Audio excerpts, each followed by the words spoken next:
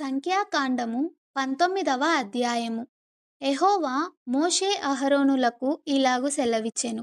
యెహోవా ఆజ్ఞాపించిన ధర్మశాస్త్ర విధి ఏదనగా, ఇశ్రాయేలీయులు కళంకము లేనిదియు మచ్చ లేనిదియు ఎప్పుడునూ కాడి మోయనిదియునైన ఎర్రని పెయ్యను నీ యొద్దకు తీసుకొని రావలెనని వారితో చెప్పుము. మీరు యాజకుడైన ఎలియాజరుకు దానిని అప్పగింపవలెను. ఒకడు పాలెము వెలుపలికి దాని తోలుకొనిపోయి అతని ఎదుట దానిని వధింపవలెను. యాజకుడైన ఎలియాజరు దాని రక్తములోనిది కొంచెము వ్రేలితో తీసి ప్రత్యక్షపు గుడారము ఎదుట ఆ రక్తములో కొంచెము 7 మారులు ప్రోక్షింపవలెను. అతని కన్నుల ఎదుట ఒకడు ఆ పెయ్యను దహింపవలెను. దాని చర్మమును మాంసమును రక్తమును పేడయును దహింపవలెను.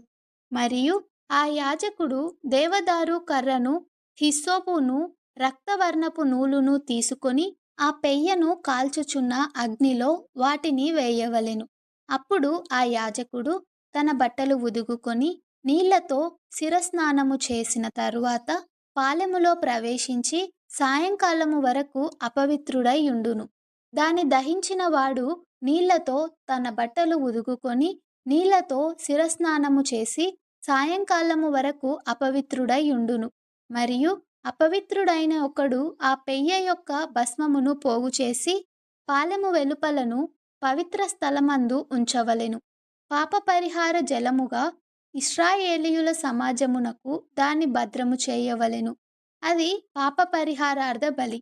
ఆ పెయ్య యొక్క భస్మమును పోగు చేసిన వాడు తన బట్టలు ఉదుగుకొని సాయంకాలము వరకు అపవిత్రుడై యుండును. ఇది ఇశ్రాయేలీయులకును వారిలో నివసించు పరదేశులకును నిత్యమైన కట్టడ. ఏ నరశవమునైనను ముట్టినవాడు 7 దినములు అపవిత్రుడై యుండును.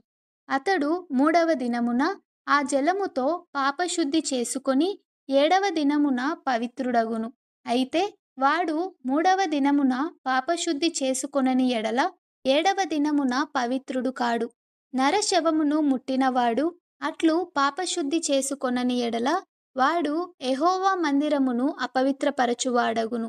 ఆ మనుష్యుడు ఇశ్రాయేలీయులలో నుండి కొట్టివేయబడును.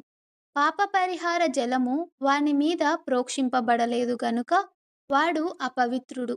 వాని అపవిత్రత ఇంకా వానికుండును. ఒకడు ఒక గుడారములో చచ్చిన ఎడల దాని గూర్చిన విధి ఇది. ఆ గుడారములో ప్రవేశించు ప్రతివాడును ఆ గుడారములో నున్నది యావత్తును 7 దినములు అపవిత్రముగా నుండును. మూత వేయబడక తెరిచియున్న ప్రతి పాత్రయు అపవిత్రమగును. బయట పొలములో ఖడ్గముతో నరకబడిన వానినైనను శవమునైనను మనుష్యుని ఎముకనైనను సమాధినైనను ముట్టువాడు 7 దినములు అపవిత్రుడై యుండును. అపవిత్రుని కొరకు వారు పాపపరిహారార్థమైన హోమ భస్మములోనిది కొంచెము తీసుకొని రావలెను.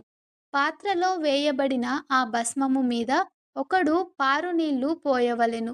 తరువాత పవిత్రుడైన ఒకడు హిస్సోపు తీసుకొని ఆ నీళ్లలో ముంచి ఆ గుడారము మీదను దానిలోని సమస్తమైన ఉపకరణముల మీదను అక్కడనున్న మనుషుల మీదను ఎముకనే గాని నరకబడిన వానినే గాని శవమునే గాని సమాధినే గాని ముట్టిన వాని మీదను దానిని ప్రోక్షింపవలెను. 3వ దినమున 7వ దినమున పవిత్రుడు అపవిత్రుని మీద దానిని ప్రోక్షింపవలెను. 7వ దినమున వాడు పాపశుద్ధి చేసుకొని తన బట్టలు ఉదుగుకొని నీళ్లతో స్నానము చేసి సాయంకాలమున పవిత్రుడగును. అపవిత్రుడు పాపశుద్ధి చేసుకొనని ఎడల అట్టి మనుష్యుడు సమాజములో నుండి కొట్టివేయబడును. వాడు యెహోవా పరిశుద్ధ స్థలమును అపవిత్రపరిచెను. పాపపరిహార జలము వాని మీద ప్రోక్షింపబడలేదు. వాడు అపవిత్రుడు. వారికి నిత్యమైన కట్టడ ఏదనగా పాపపరిహార జలమును ప్రోక్షించువాడు తన బట్టలు ఉదుగుకొనవలెను.